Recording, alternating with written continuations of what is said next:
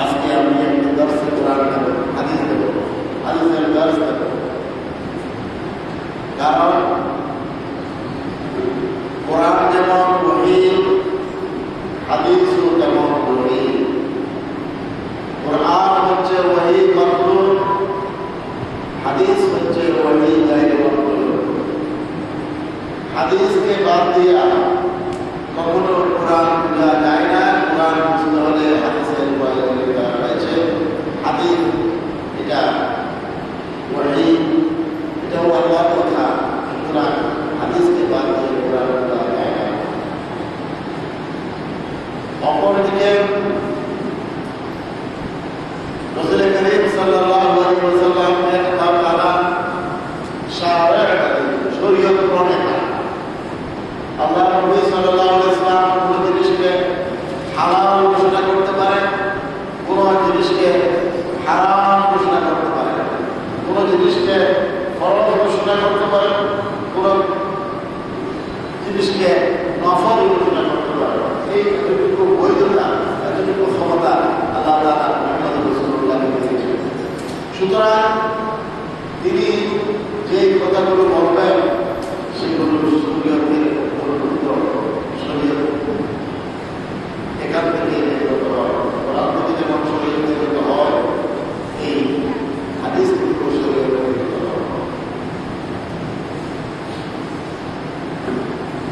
হাদিস কাকে বলে? আমরা যদি সহজভাবে বলি, হাদিস মানে হলো কথা, বাণী, বক্তব্য ইত্যাদিকে হাদিস বলা হয়। আরো আছে হাদিস মানে আধুনিক, এরকম হয়। আমরা আপাতত হাদিস মানে কথা, হাদিস মানে বাণী, হাদিস মানে বক্তব্য, এটাই দরকার। সুতরাং বোঝা গেল মুহাম্মদুর রাসূলুল্লাহ সাল্লাল্লাহু আলাইহি ওয়াসাল্লামের কথা, কাজ এবং সমর্থন, তিনটাকে হাদিস বলা হয়। কথা, কাজ, সমর্থন, তিনটাকে হাদিস বলা হয়। একজন হাদিস বর্ণনা করল, قال رسول الله صلى الله عليه وسلم, রাসূল সাল্লাল্লাহু আলাইহি ওয়াসাল্লাম বলেছেন, এটা হাদিস। আরেকজন বর্ণনা করেছে, রাআইতু রাসূল সাল্লাল্লাহু আলাইহি ওয়াসাল্লাম, আমি রাসূল সাল্লাল্লাহু আলাইহি ওয়াসাল্লামকে দেখেছি এরকম করতে, এটাও হাদিস। আরেকজন হাদিস বর্ণনা করছেন, আমি দেখেছি অমুক ব্যক্তি, অমুক সাহাবী এই কাজটা করতেছিলেন, আর সেই জায়গায় মুহাম্মদ রাসূলুল্লাহ সাল্লাল্লাহু আলাইহি ওয়াসাল্লাম উপস্থিত ছিলেন। তিনি নিষেধ করেন নাই, আদেশ করেন নাই, তিনি চুপ ছিলেন। এটাও হাদিস। সমর্থন, কথা, কাজ এবং সমর্থন, তিনটাই হাদিস। আবার আসহাবে রাসূলুল্লাহর কথা, কাজ, সমর্থনকে হাদিস বলা হয়। আবার তাবেঈদের কথা, কাজ, সমর্থনকে হাদিস বলা হয়। তাবেঈদের কথা, কাজ, সমর্থন, সাহাবীগণের কথা, কাজ, সমর্থন এবং মুহাম্মদ রাসূলুল্লাহ সাল্লাল্লাহু আলাইহি ওয়াসাল্লামের কথা, কাজ, সমর্থন, এই তিনটাকে একসাথে বলা হয় হাদিসকে। তিন ভাগে ভাগ করা হয়। একটা হচ্ছে সুন্নাহ, মুহাম্মদুর রাসূলুল্লাহ সাল্লাল্লাহু আলাইহি ওয়াসাল্লামের কথা, কাজ, সম্পর্কে সুন্নাহ বলা হয়। আরেকটাকে বলা হয় আযান, খবর, আরেকটাকে বলা হয় খবর। তাবেঈদের কথা, কাজ এবং সম্পর্কে খবর বলা হয়। আরেকটা হচ্ছে আযান, তাবেঈদের, সাহাবীগণের কথা, কাজ, সম্পর্কে খবর এবং তাবেঈদের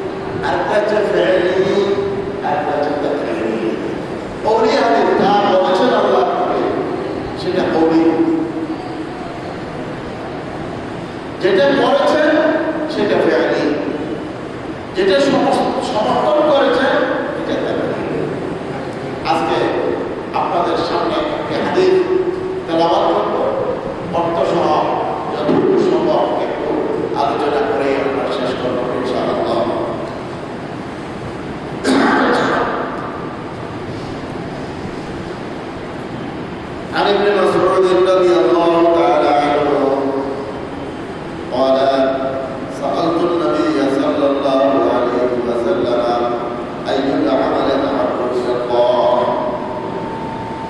قال الصلاة على وقتها قال ثم أي قال ثم بر الوالدين قال ثم أي قال الجهاد في سبيل الله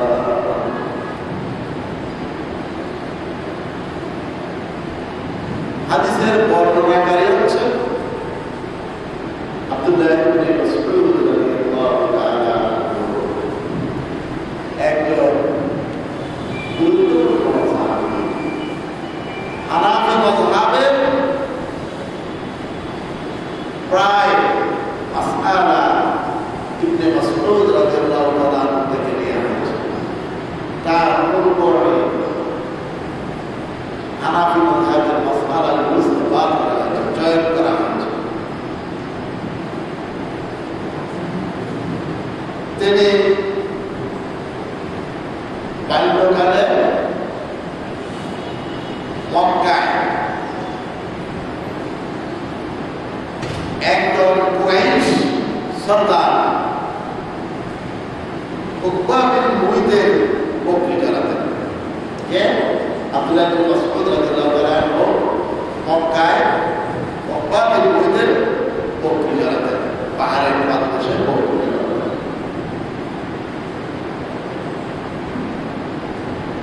তার কাজ ছিল সকালবেলা ছাগল নিয়ে বের হতো, সারাদিন ছাগল চড়াতো, সন্ধ্যাবেলা ছাগলগুলো নিয়ে ঘরে বের হতো। এটাই হচ্ছে তার কাজ। তিনি ছিলেন একজন গোলাম দাস। আরবের কুরাইশরা তাকে উপহাস করে বলতো, কি বলতো যে আব্দুল্লাহ ইবনে মাসউদ হচ্ছে ইবনে উম্মে আবদ, ইবনে উম্মে আবদ, গোলামের মায়ের ছেলে। সরাসরি গোলাম বলতে না, গোলামের মায়ের উম্মে আবদ, গোলামের মা। আর ইবনে উম্মে আবদ গোলামের মায়ের ছেলে, এইভাবে করে ডাকতেন। একদিন তিনি মক্কার এই পাহাড়ের পাদদেশে ছাগল চড়াচ্ছেন। বিকালের দিকে ক্লান্ত শ্রান্ত দুজন প্রতীক এসে তার সামনে উপস্থিত। ছাগল চড়াচ্ছেন কোথায়? মক্কায় একটি পাহাড়ের পাদদেশে। দুজন প্রতীক এসে ক্লান্ত, শ্রান্ত, পরিশ্রান্ত, কিন্তু দেখতে সম্ভ্রান্ত হচ্ছে। এসে আব্দুল্লাহ ইবনে মাসউদকে ডাকল, এই যুবক এদিকে আসো, আসো। বলে যে আমরা অধিক, আমরা পরিশ্রান্ত, আমরা পিপাসার্থ। তুমি যদি একটা ছাগল থেকে দুধ গ্রহণ করে আমাদেরকে কিছু দুধ দিতা, তাহলে আমরা ক্ষুধা নিবার হতো, পিপাসা নিবার হতো এবং আমরা তৃপ্ত হতাম। তুমি আমাদেরকে কিছু দুধ খাও। ইবনে উম্মে আবদ আব্দুল্লাহ ইবনে মাসউদ রাদিয়াল্লাহু তাআলা বললেন যে দেখেন, এই ছাগলগুলোর মালিক আমি, আমি এগুলো চড়াই, আমি রাখা, আমি কৃতদাস। যদি আমার হতো আমি আপনাদেরকে ছাগলের দুধ গ্রহণ করে দিতাম। এগুলোর মালিক আমি নয়, এগুলোর মালিক হলো, আমার দেওয়ার অধিকারটা দিতে পারবো না। তখন ওই আলোগুলো বললেন, তোমার কাছে বাচ্চা দেয় নাই, বাচ্চা দেয় নাই এরকম একটি স্ত্রী জাতীয় ছাগল দেখাই দেওয়া, এই ছাগল বাচ্চা দেয় নাই। এরকম একটা আমাদের ফাঁড়ি বলে, ফাঁড়ি ফাঁড়ি একটি বাচ্চা দেয় না, এরকম একটি স্ত্রী জাতীয় ছাগল আমাকে দেখা যায়। আপনার মুসলিম যদি দেখা যায় বাচ্চা দেয় এটাকে ওই আগত ব্যক্তি একদম ওনার আস্তে আস্তে হাত বোলাচ্ছে, হাত বোলাচ্ছে, ওনার মধ্যে হাত বোলাচ্ছে। দেখা যাচ্ছে ওই আগত যখন ওটার মধ্যে হাত বোলাচ্ছে, ওনারটা আস্তে আস্তে বড় হচ্ছে। বাচ্চাদের নয় মাটি, কিন্তু ওই ব্যক্তি যখন হাত বোলাচ্ছে ওই আস্তে আস্তে কি হয়ে যাচ্ছে, বড় হয়ে যাচ্ছে। একটু পরে তার সাথে যে ব্যক্তিটা আসলো ছিল, উনিও একটা পেয়ারা নিয়ে ফেলে ধরবে। প্রথম ব্যক্তি ওখান থেকে গ্রহণ করছে আর ওদের নিজে বাড়িতে ধরল। কিছুক্ষণ পর বাড়ি ঢুকা হয়ে গেছে। তারা দুজনে গেল, বাকিটা আপনাদের মসজিদে বলে খাওয়া। এটা দেখে আপনাদের পছন্দ আছে ওদের গুলি কেমন মানুষ, বাচ্চা দেয় না, মাটি একটি ছাগলের উড়ানের মধ্যে হাত বলতে বলতে ওই উড়ানের মধ্যে শিখেছে, উদ্বোধন করছে, নিজেরা পাঠ করলো, আমাকেও দিল। এটা কেমন মানুষ? জানতে চাইলো আপনারা কে, আপনারা কোথেকে আসলেন, তবে জানতে চাই না।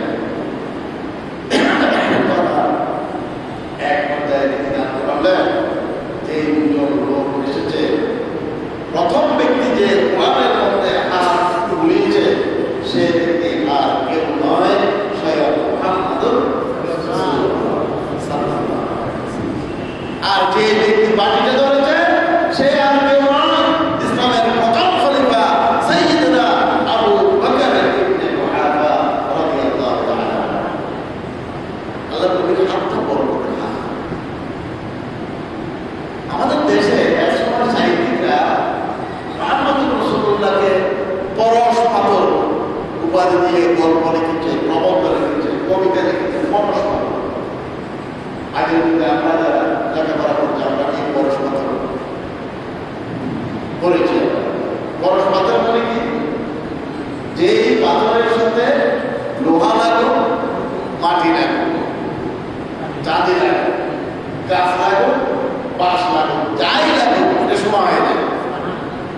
এটার নাম হচ্ছে পরশ পাথর। এরকম পাথর আছে কিনা আমি জানি না, তবে সাহিত্যিকের কল্পনায় এরকম একটা পাথর আছে যে পাথরের সাথে যেটাই লাগে সেটা কি হয়ে যায়, সোনা হয়ে যায়।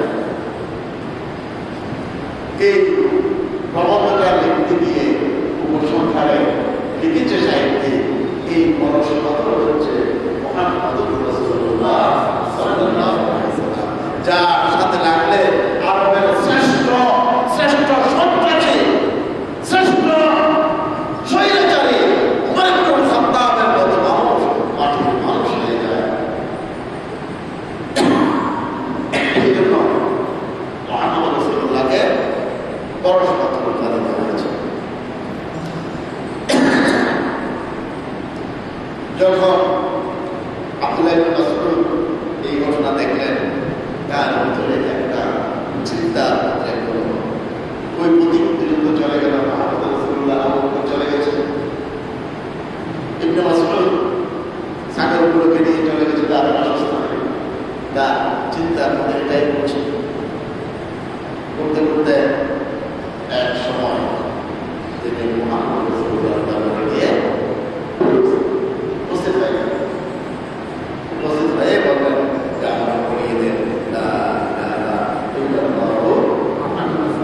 আমাকে পড়াই দেন, আমি ইসলাম গ্রহণ করলাম। ইসলাম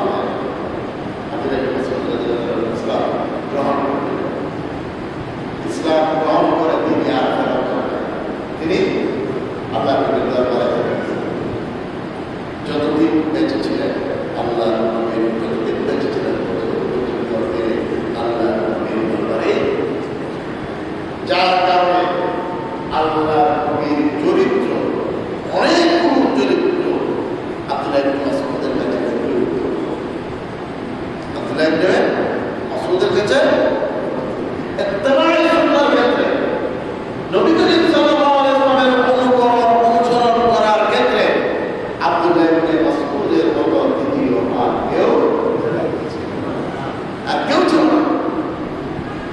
কোরআন বোঝার ক্ষেত্রে তার পদার্থ ছিল না, মাসআলা ইস্তেমবাদ করার ক্ষেত্রে, মাসআলা বের করার ক্ষেত্রে আব্দুল্লাহ ইবনে মাসউদের সমর্থন ছিল না। আবু হানিফা রাহমাতুল্লাহ তার মাসালাগুলো অধিকাংশ মাসালাগুলো আব্দুল্লাহ ইবনে মাসউদ থেকে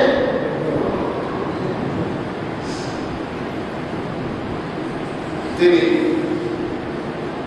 ইসলামের প্রথম যুগে তিনি কি করেছেন? ইসলাম গ্রহণ করেছেন। বোঝা যাচ্ছে তিনি প্রথম যুগে ইসলাম গ্রহণ করেন। পরে তিনি আল্লাহ নবীর সাহাবীদের সাথে আবিসিনিয়ায় হিজরত করেন। সেখান থেকে ফেরত আসার পর আবার মদিনায় হিজরত করেছেন। তিনি আবিসিনিয়া এবং মদিনায় হিজরতকারীদের মধ্যে অন্যতম একজন সাহাবী ছিলেন। রাসূল করিম সাল্লাল্লাহু আলাইহি ওয়াসাল্লামের সাথে প্রায় সব যুদ্ধে তিনি অংশগ্রহণ করেছেন। আল্লাহ নবী বলতেন, দুটা পা ছোট ছোট, দুনিয়ার দুটি পা ছোট, কিয়ামতের মাঠে এই দুটি পা অত্যন্ত ভারী হবে। আর সেই পা হচ্ছে আমাদের শরীরের তুলনায় তার পা ছোট ছিল। এই নানা বলেন দুটা পা দুনিয়ার ছোট, কিয়ামতের মাঠে এই দুটি পা ভারী হবে, অত্যন্ত দামি হবে, অত্যন্ত মর্যাদা হবে। তিনি কোরআনের বিশেষজ্ঞ ছিলেন। আল্লাহর নবী সাল্লাল্লাহু আলাইহি ওয়াসাল্লাম ইরশাদ করেন, মান আহাব্বা আন ইয়াকরাআল কুরআনা গাদান কামা উনজিলা ফালইয়াকরাহু আলা কিরাআতি ইবনে আব্দ। আল্লাহ নবী বলেন, যে ব্যক্তি চায় কোরআন তেলাওয়াত করতে, যেভাবে কোরআন অবতীর্ণ হয়েছে ঠিক সেভাবে হুবহু কোরআন তেলাওয়াত করতে চায় যে ব্যক্তি, সে যেন সে যেন উম্মে আব্দের ছেলে মতো করে কোরআন তেলাওয়াত করে। তার মানে আব্দুল্লাহ ইবনে মাসউদের মতো করে যেন সে কি করে কোরআন তেলাওয়াত করে। তার মানে আব্দুল্লাহ ইবনে মাসউদ যেভাবে কোরআন তেলাওয়াত করতেন, মুহাম্মদুর রাসূলুল্লাহ সেভাবে কোরআন তেলাওয়াত করতেন। মুহাম্মদুর রাসূলুল্লাহ যেভাবে কোরআন তেলাওয়াত করতেন, জিবরিল আমিন সেভাবে কোরআন তেলাওয়াত করতেন। জিবরিল আমিনের কোরআন তেলাওয়াত, আল্লাহর নবীর কোরআন তেলাওয়াত, ইবনে মাসউদ রাদিয়াল্লাহু তাআলা আনহুর কোরআন তেলাওয়াত একই ছিল। যেভাবে কোরআন অবতীর্ণ হয়েছে সেভাবে তেলাওয়াত করতেন।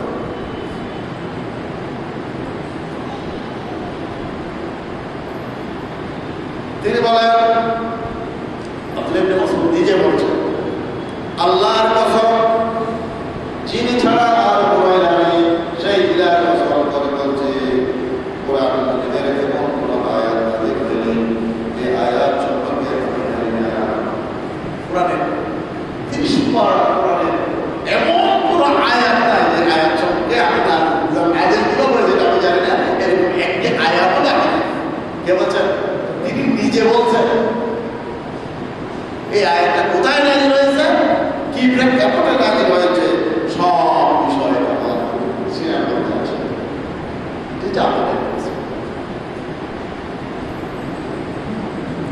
উসমান রাদিয়াল্লাহু তাআলা আনহুর খেলাফত পর্যন্ত তিনি বেঁচে ছিলেন। উসমান রাদিয়াল্লাহু তাআলা আনহুর খেলাফত পর্যন্ত তিনি বেঁচে ছিলেন। অসুস্থ অবস্থায় ঘরে পড়ে রয়েছে আব্দুল্লাহ ইবনে মাসউদ, অসুস্থ অবস্থায় ঘরে। খলিফাতুল মুসলিমিন উসমান ইবনে আফফান রাদিয়াল্লাহু তাআলা আনহু আব্দুল্লাহ ইবনে মাসউদকে দেখতে গেলেন। দেখতে গিয়ে তিনি জিজ্ঞাসা করলেন আব্দুল্লাহ ইবনে মাসউদ, আপনাকে অস্থির লাগছে? আব্দুল্লাহ ইবনে মাসউদকে বলছে জিজ্ঞেস করতে, কে? আপনাকে এত অস্থির লাগছে? আপনি অস্থির কেন? হঠাৎ করে অস্থির হয়ে যায় না, কিছু ভালো লাগে না, কবে কি করবে বাইরে অস্থির অস্থির ভাব চটপট করতেছে, বলে আপনাকে এত অস্থির অস্থির লাগছে। আব্দুল্লাহ ইবনে মাসউদ রাদিয়াল্লাহু তাআলা বলেন, আমি গুনাহের জন্য আল্লাহকে ভয় করেছি, অনেক গুনাহ করেছি, না জানি আমার মৃত্যুর পর আল্লাহ কি ব্যবহার করবে, এই জন্য আমার অস্থিরতা।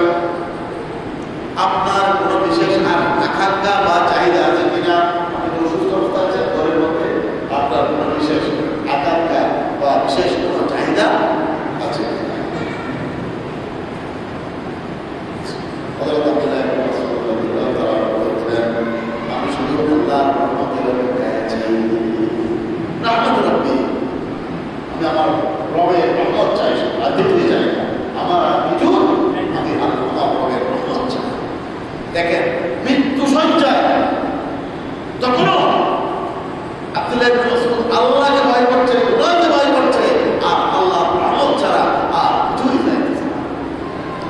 এরপর ওসমান ইবনে আফফান রাদিয়াল্লাহু তাআলা বললেন, আব্দুল্লাহ,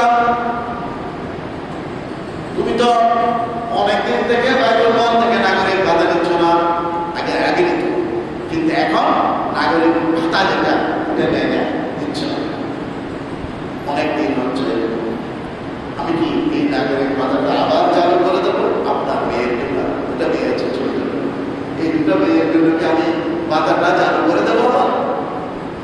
আপনি যদি হতাম কি বলতাম, দেখ একটু আমার কি খাবে, কোথায় থাকবে, কেমন করবে, একটু ভাতা লাগবে, চালু করে দেন, পারলে আমার কাছ থেকে আরো 50 টাকা নেন, ভাতাটা একটু চালু করে দেন, করতাম না? তারা উত্তর দিলেন, না না, আমার মেয়েদের জন্য আপনি ভাতা চালু করবেন না, আমার ভাতা লাগবে না, আমি আমার মেয়েগুলোর অভাবই হবে, খেতে পারবে না, অভাবগ্রস্ত হবে, এই আশঙ্কা আমি কেন করি না? আমি তাদেরকে সূরা ফাতিহা শিখিয়েছি। কি শিখিয়েছি? সূরা ফাতিহা তাদেরকে বলেছি, প্রতি রাতে তোমরা সূরা ফাতিহা পড়বা, প্রতি রাতে তোমরা কি করবা? সূরা ফাতিহা পড়বা। আর আল্লাহর নবীকে আমি বলতে শুনেছি, মান তারা আল ওয়াকিআতু কুল্লা লাইলাতিন লাম তুসিবহু ফাতিহাতুন আবাদা। আল্লাহর নবীকে আমি বলতে শুনেছি, যে ব্যক্তি প্রতিদিন রাতে সূরা ফাতিহা তেলাওয়াত করবে, অবাক তাকে স্পর্শ করবে না। আল্লাহ নবী বলেছেন, সুতরাং আল্লাহ নবীর কথা কি হয় না? চিন্তা হয় না? আল্লাহ নবীর কথা কি হয় না? সত্যি কথা। একটা উদাহরণ দেয়,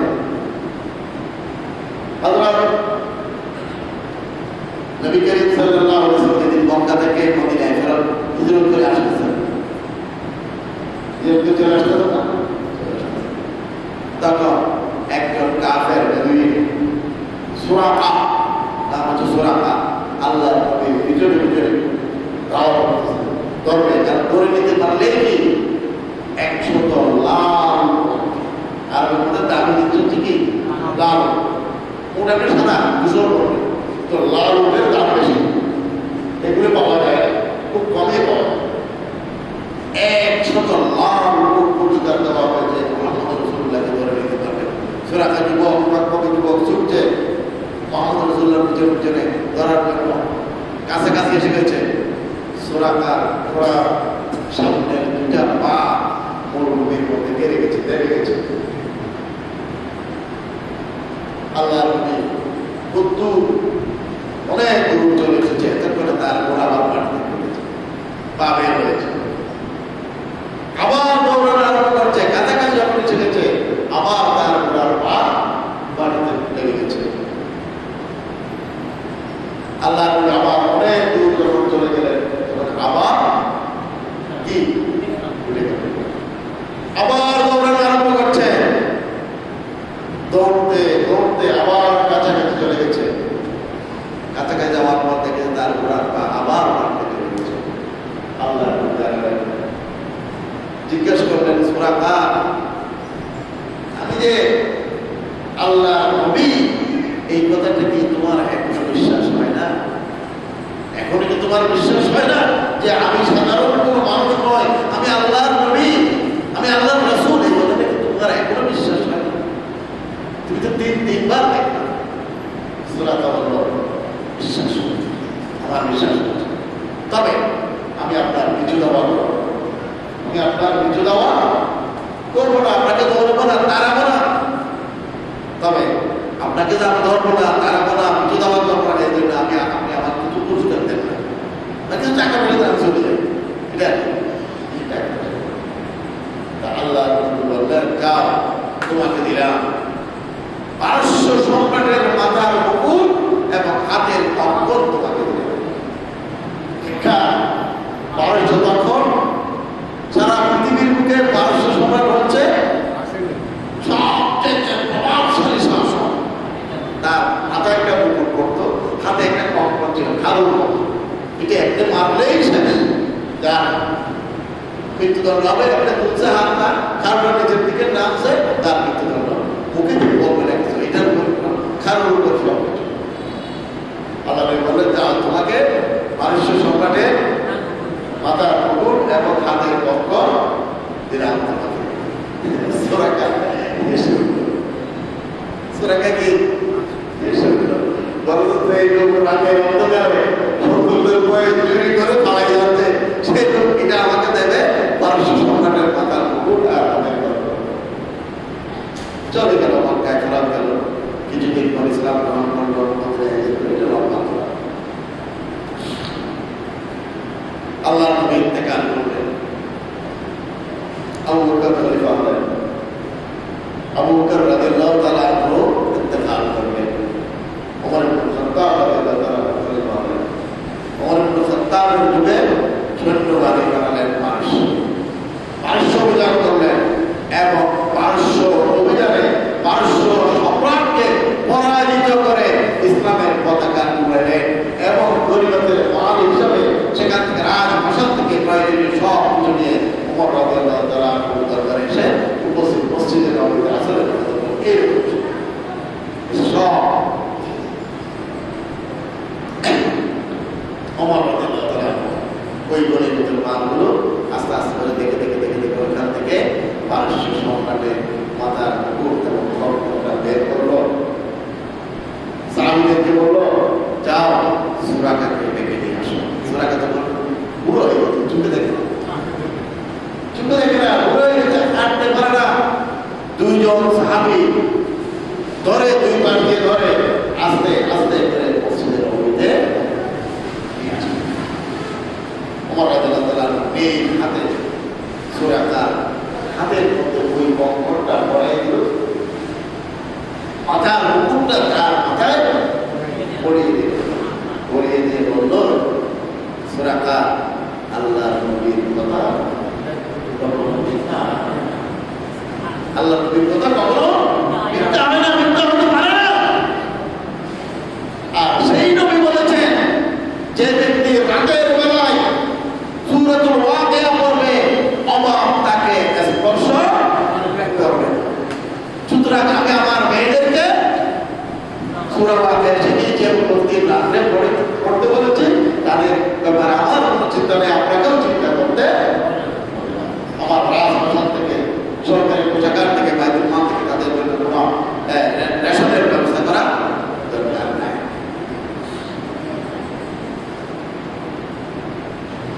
এবং ওই রাতে যেদিন এই কথাটা বলছিলেন উসমান রাদিয়াল্লাহু তাআলা সাথে, সে রাতে কোরআন তেলাওয়াত করতে করতে তিনি 60 বছর বয়সে ওই দিন ওই রাতে কোরআন তেলাওয়াত করতেছেন। তারিখ ছিল 9 রমজান, রমজানের 9 তারিখ 33 তিনি কোরআন তেলাওয়াত করতে করতে ইন্তেকাল করলেন। আমিরুল মুমিনিন হযরত উসমান রাদিয়াল্লাহু তাআলা আনহু তার জানাজার নামাজের অনুমতি করেছেন এবং জান্নাতুল বাকি কবরস্থান আল-বারাকাতুল বাকি, যেখানে অসংখ্য সাহাবীরা শাহীদ হয়েছেন, সেই জান্নাতুল বাকি কবরস্থানে থাকে। তারপর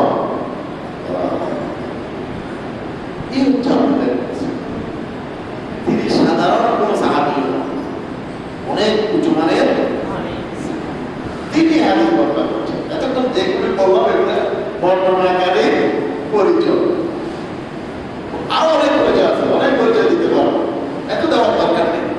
যতটুকু আমরা পেয়েছি এতটুকু যথেষ্ট।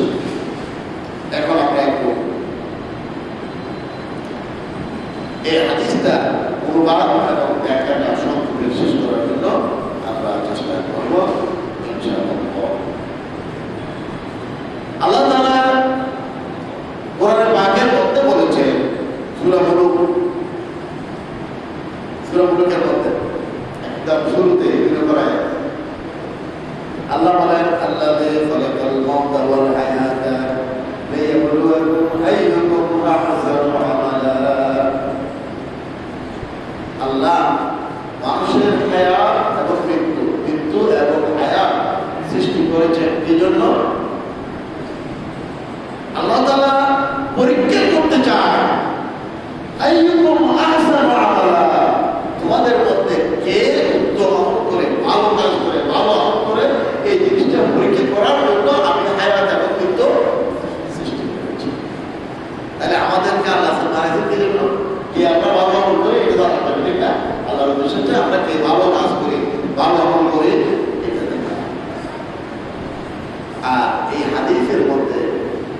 ভালো আমল কি, উত্তম আমল কি, এটাই আমাদেরকে শিক্ষা দেওয়া হচ্ছে। আব্দুল্লাহ ইবনে মাসউদ রাদিয়াল্লাহু আনহু বলেন, আমি আল্লাহর নবীকে জিজ্ঞেস করলাম, সাআলতু নবী সাল্লাল্লাহু আলাইহি ওয়াসাল্লাম, আমি নবী সাল্লাল্লাহু আলাইহি ওয়াসাল্লামকে জিজ্ঞেস করলাম, আইয়ুল আমাল আহাব্বু ইলাল্লাহ, আল্লাহর কাছে সবচেয়ে প্রিয় আমল কোনটি? সবচেয়ে প্রিয় আমল কোনটি? ওয়ালা আসসালাতু আলা ওয়াক্তিহা, আল্লাহ বলেন আসসালাতু আলা ওয়াক্তিহা, সময় মতো নামাজ এটা সবচেয়ে উত্তম কাজ। আহসানু আমল, উত্তম আমল হচ্ছে কি? সময় মতো সালাত আদায় করা। সময় মতো আমরা তো নামাজে আছে, অনেকেই নামাজ পড়ে কিন্তু সময় মতো আমরা গিয়ে মসজিদে আসি, নামাজ চলে গেছে, লোকজন নাই, তারপর হাঁটে হাঁটে পড়লাম, তো ঘরে পড়লাম, কিন্তু সেভাবে কথা ছিল না। কথা ছিল আপনি জমিনে আছেন, টোকা লাগাইতেছেন, ওয়াক্ত হয়ে গেছে, মসজিদে হাইয়া আলা সালাত, হাইয়া আলা বলে ডাক দিয়েছে, কল্যাণের দিকে আসো, সালাতের দিকে আসো। কথা ছিল সালাতের সাথে উযু করে আইলেন পড়ে দাঁড়িয়ে আপনি সালাত আদায় করছেন। এই ওটা শেষ করে আপনি হাত মুখ ধুয়ে গোসল করে তারপর সালাত ধরবেন, এটা কথা ছিল। ওই সময়ে হাইয়া আলা সালাত ডাক শোনার সাথে সাথে উযু করে আইলেন পড়ে দাঁড়িয়ে কত নামাজটা আদায় করা, তারপর বাকি কাজ করা, তারপর বাড়িতে এসে আপনি গোসল করে তা করেন। কিন্তু আমরা সেটা করি, আমরা নামাজ পড়ি কিন্তু সময় মতো আমরা। সূরা মাউনের মধ্যে আল্লাহ তাআলা বলেন, ফাওয়াইলুল লিল মুসাল্লিন আল্লাযীনা হুম আন সালাতিহিম সাহুন, ধ্বংস ওই সমস্ত মুসল্লিদের জন্য। কোন মুসল্লি? যারা নামাজের ব্যাপারে গাফেল, যারা নামাজের ব্যাপারে কি সময় মতো নামাজ পড়ে না, মন চাইলো পড়লো, মন চাইলো পড়লো না।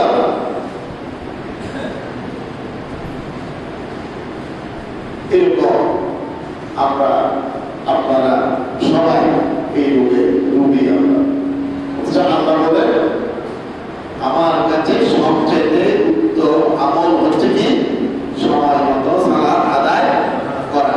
আর আল্লাহ সূরা মুলুকের 2 নম্বর আয়াতে বলছেন, আমি হায়াত এবং মৃত্যু সৃষ্টি করেছি, দেখতে চাই তোমরা কে উত্তম আমল করো। উত্তম আমল কে করো এটা দেখতে চাই। আর উত্তম আমলের মধ্যে 1 নম্বর উত্তম আমল হচ্ছে কি?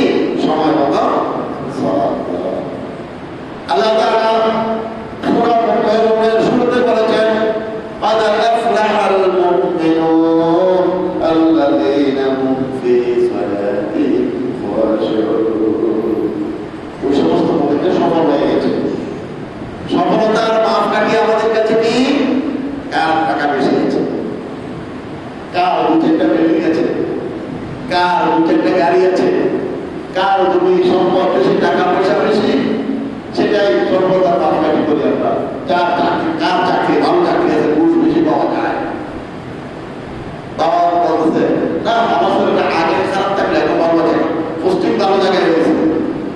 পোস্টিং ভালো জায়গায় হয়েছে মানে আমি যদি পোস্টিং ভালো জায়গায় হয়েছে না বলে না, আগে যেখানে ছোট করে ইনকাম ছিল না, বেতন পাইতে তো এখানে বেতন পাইনি, হ্যাঁ তোমার ইনকাম বাবা খারাপ, ওখানেও যে বেতন, এখানে তো বেতন হওয়ার কথা, মাথা কিছু করে গেছে।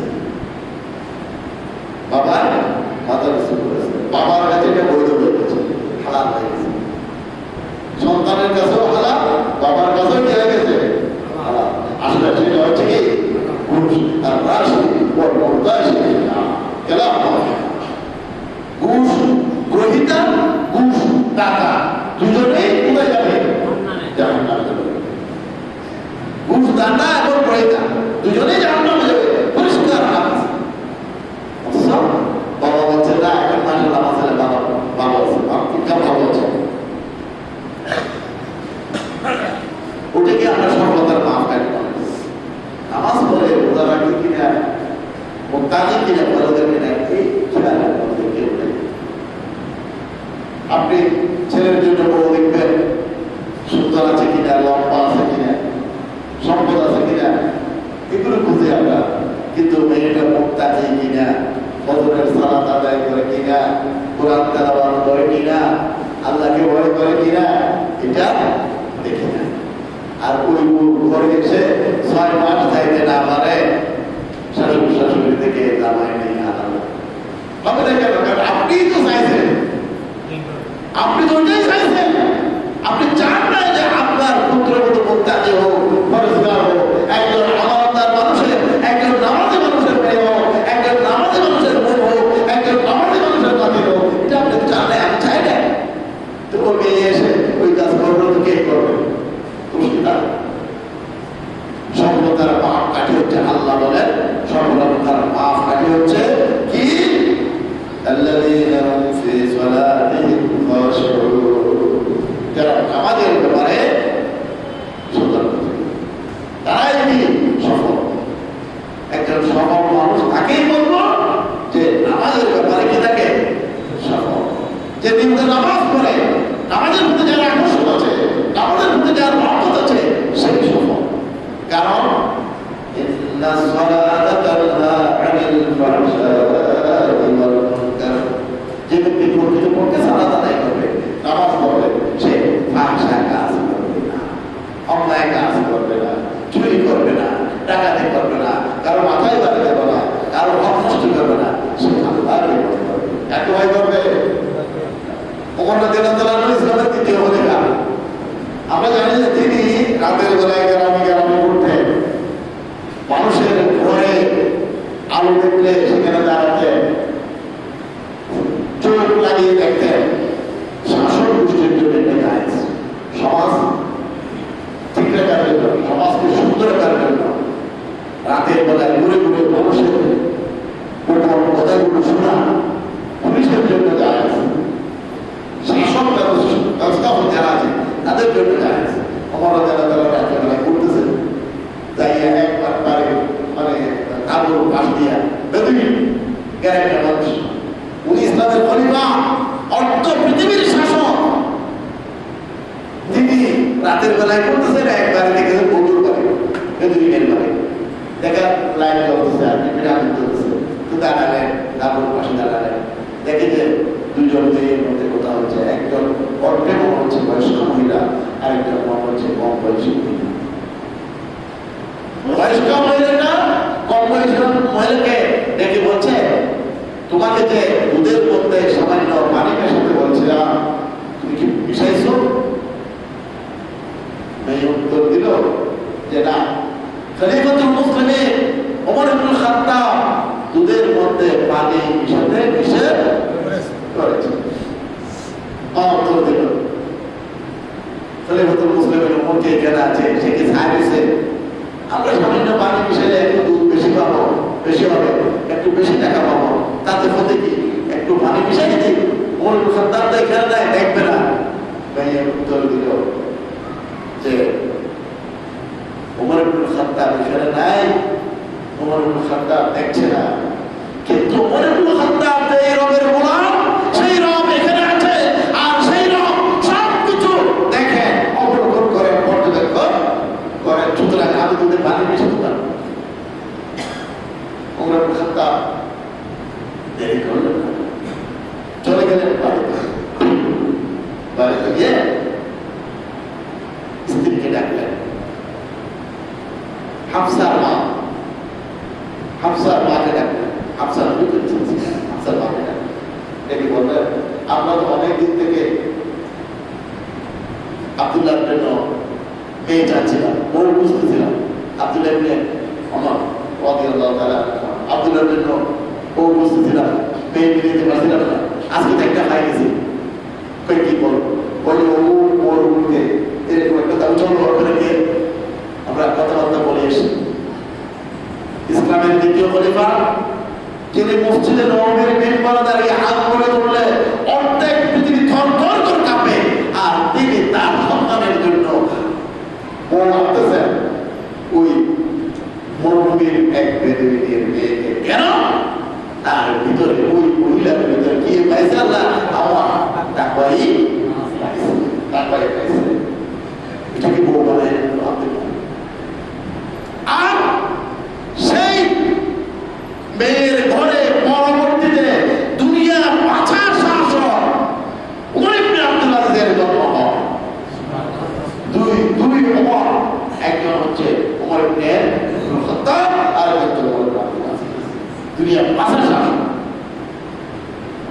এই মেয়ের ঘরে জন্মগ্রহণ করেছে।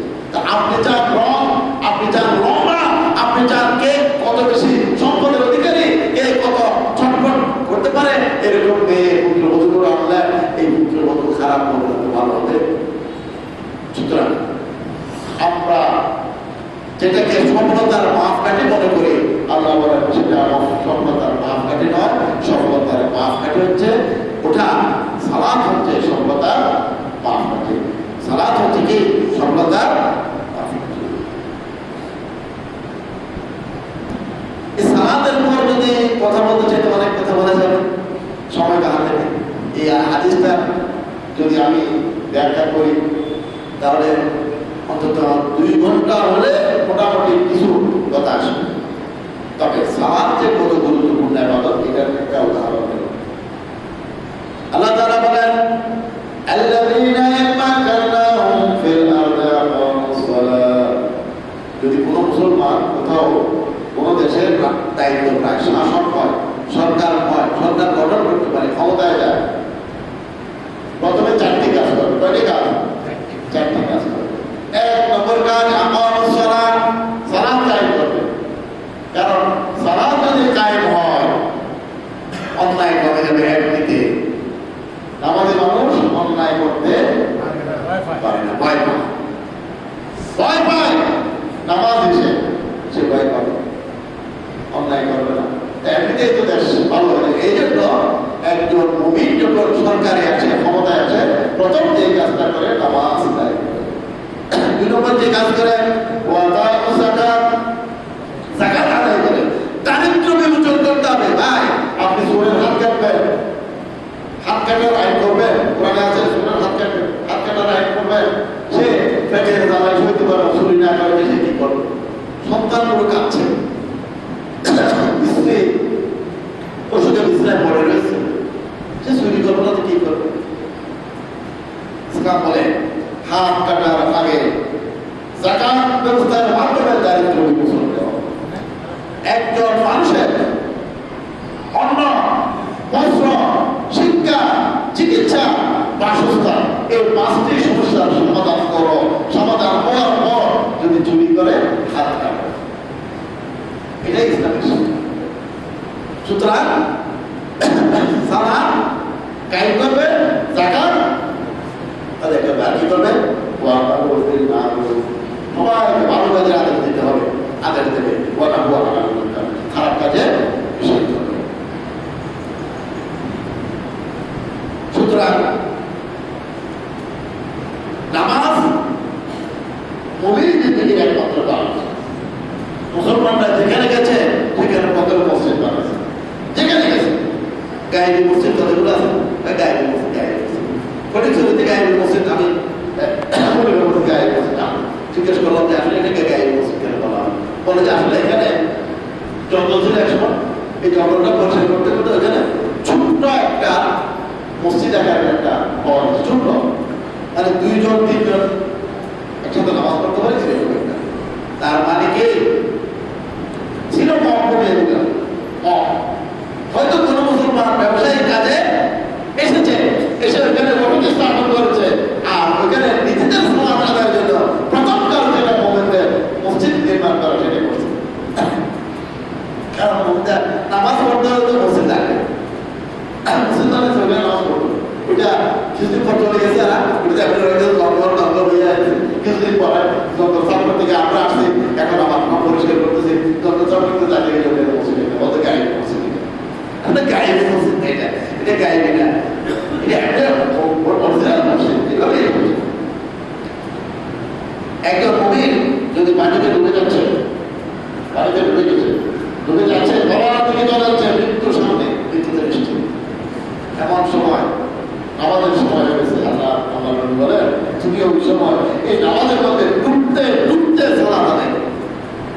গুরুত্ব বোঝাচ্ছে না, গুরুত্ব বোঝানো, গুরুত্ব বোঝা, ডুবতে ডুবতে তুমি সালাত আদায় করো।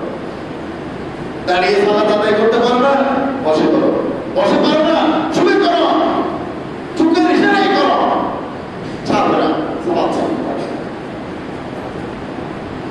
এরপর কাপড় নাই, দরজা বন্ধ করে পুরো সালাত আদায় করো।